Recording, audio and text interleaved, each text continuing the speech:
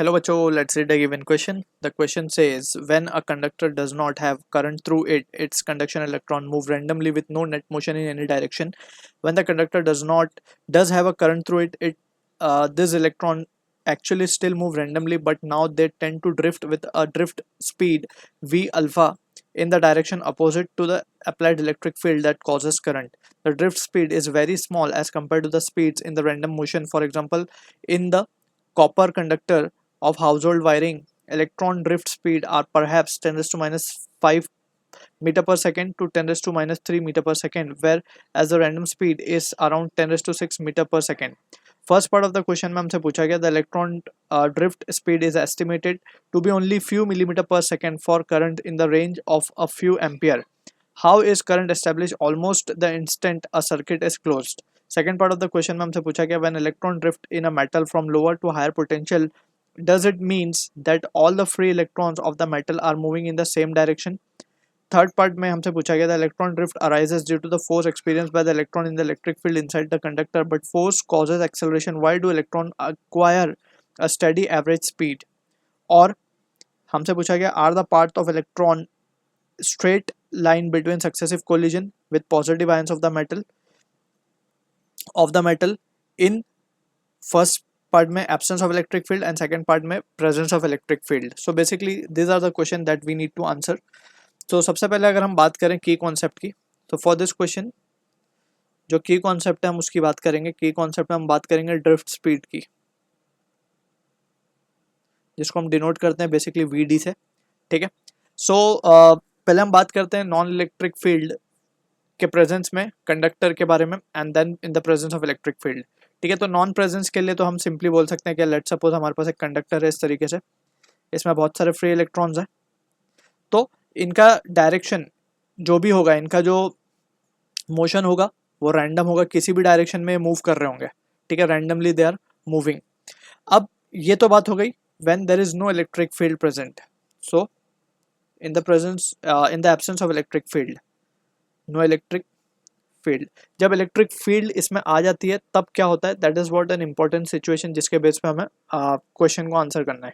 ठीक है. तो सबसे पहले जब हम बात करें first part of the question की, तो इलेक्ट्रॉन की ड्रिफ्ट स्पीड हमें गिवन है फ्यू मिलीमीटर पर सेकेंड. लेकिन हमसे क्वेश्चन में ये पूछा जा रहा है कि जैसे हमने स्विच ऑन किया वैसे ही इंस्टेंटली करंट कैसे डेवलप हो जाता है. That is what the question is. तो सबसे पहले हम इसको एक डायग्राम से समझने की कोशिश करते हैं. Let's suppose we have a conductor. इस तरीके से कोई कॉपर वायर है या रॉड है हमारे पास मेटेलिक, एंड इसको हमने एक बैटरी सोर्स से कनेक्ट कर दिया है. तो यहाँ पे हम देख सकते हैं पॉजिटिव टर्मिनल है, नेगेटिव टर्मिनल है, तो this will be the direction of electric field. अब इस मेटल के अंदर जो फ्री इलेक्ट्रॉन्स होंगे, ठीक है, वो फ्री इलेक्ट्रॉन्स, अब सबसे पहले तो हमें ये समझना होगा जैसे ही इलेक्ट्रिक फील्ड जैसे ही हमने स्विच को ऑन किया है, लेट्स सपोज यहाँ पे एक स्विच था, इसको हमने जस्ट क्लोज किया है अभी. ठीक है. जैसे हमने क्लोज किया एट टी इक्वल टू 0 की बात कर रहे हैं हम, तो वैसे ही इंस्टेंटली क्या होगा, instantaneously electric field will be established across the end of the conductor. ठीक है. electric field will instantly applied across conductor. तो जैसे इलेक्ट्रिक फील्ड अप्लाई हो गई, तो लेट्स सपोज यहाँ पे भी कोई इलेक्ट्रॉन होगा, इस एरिया में भी इलेक्ट्रॉन होगा, लोकल इलेक्ट्रॉन जो होंगे एट अ पर्टिकुलर पॉइंट, तो वो क्या होंगे, वो फॉरन तौर पे क्या करने स्टार्ट कर देंगे, ड्रिफ्ट स्टार्ट हो जाएगी उनमें. ठीक है. जैसे फॉर एग्जांपल ये जो इलेक्ट्रॉन है, ये फर्स्ट वाले जो पॉइंट पे इलेक्ट्रॉन है, ये फर्स्ट है, और लेट्स सपोज ये हमारा फोर्थ इलेक्ट्रॉन है.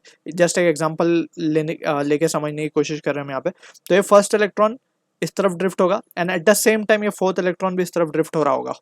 ठीक है. क्योंकि इंस्टेंटली इलेक्ट्रिक फील्ड हर पॉइंट पर डेवलप हो चुकी है. ठीक है. तो जो भी लोकल इलेक्ट्रॉन्स होंगे, जैसे यहाँ पे कोई फिफ्थ इलेक्ट्रॉन होगा तो वो इस तरफ ड्रिफ्ट हो रहा होगा और यहाँ पे करंट स्टार्ट हो गया होगा. ठीक है. तो हर इंस्टेंट पे, हर पॉइंट ऑफ क्रॉस सेक्शन पे इस कंडक्टर के current will be start to flow. So instantly क्या होगा, हम बोल सकते हैं कि current will start to flow. So that is what the answer for the first part of the question is. ठीक है. क्योंकि इलेक्ट्रिक फील्ड इंस्टेंटली डेवलप हो रही है तो करंट भी इंस्टेंटली डेवलप हो जाएगा. सेकेंड पार्ट के लिए चलते हैं. When electrons drift in a metal from lower to higher potential, does it mean that all free electrons of the metal are moving in the same direction. तो इसको समझने के लिए हम यहाँ पे देख सकते हैं कि इलेक्ट्रॉन जो है ड्रिफ्ट हो रहा है from lower potential to higher potential. तो सबसे पहले हम देख सकते हैं कि ये पॉइंट हमारा हाई पोटेंशियल है और ये पॉइंट हमारा लोअर पोटेंशियल है, ठीक है ना। तो इलेक्ट्रॉन का जो ड्रिफ्ट है वो लोअर पोटेंशियल से हायर पोटेंशियल की तरफ हो रहा है, राइट। सो यहाँ पे हम बोल सकते हैं फॉर द सेकेंड पार्ट, जैसे हमने देखा कि इलेक्ट्रॉन लोअर पोटेंशियल से हायर पोटेंशियल की तरफ जा रहा है, लेकिन साथ साथ उसका रैंडम मोशन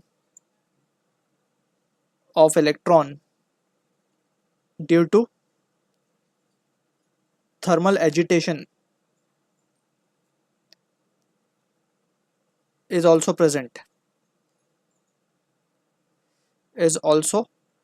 present तो हम बोल सकते हैं कि सारे इलेक्ट्रॉन का डायरेक्शन एक ही नहीं होगा, जैसे कि इसमें बोला गया है when electron drift from lower potential does it mean all the free electron of the metal moving the same direction. So we can say direction will be random.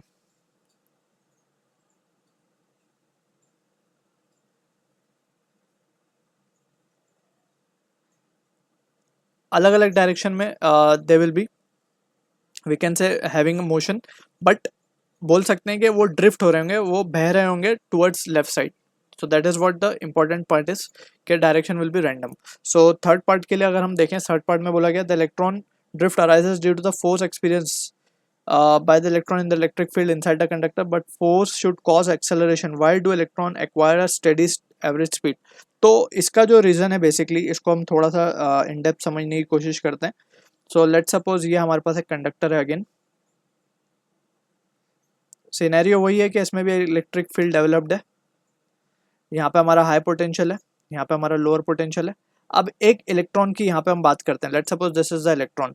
तो ये इलेक्ट्रॉन जिस एटम से निकला होगा, फ्री हुआ होगा, ठीक है, वो पॉजिटिव आयन यहाँ पे कुछ मेंटेन यहाँ पे रह जाएगा, इसको हम बोलते हैं कर्नल, ठीक है। तो ये कर्नल क्या है बेसिकली, ये वो पॉजिटिव आयन है जिसमें से इलेक्ट्रॉन एमिट हो चुका है, निकल चुका है। तो जब भी इलेक्ट्रॉन यहाँ से मूव करना चाहेगा, लेट सपोज ये इलेक्ट्रॉन है अभी इस तरफ, इसके ऊपर इस तरफ फोर्स लग रही होगी, तो इसको इस तरफ कंटिन्यूसली एक्सेलरेट होना चाहिए, लेकिन क्या होगा, ये कर्नल इसको अपनी तरफ खींच लेगा, ठीक है ना। तो ऐसे बहुत सारे कर्नल अवेलेबल हैं in the conductor.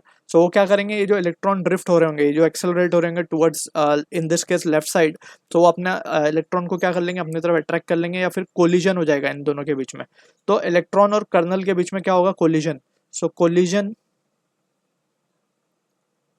Between electron and kernel will make velocity या फिर स्पीड बोल सकते हैं हम ऑफ इलेक्ट्रॉन जीरो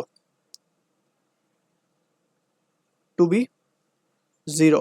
फिर अगेन वहां से क्या करेगा, again electron will start to move. तो इन ऑल वी कैन से कि वो कंटिन्यूसली एक्सेलरेट ना होके it will maintain, it will achieve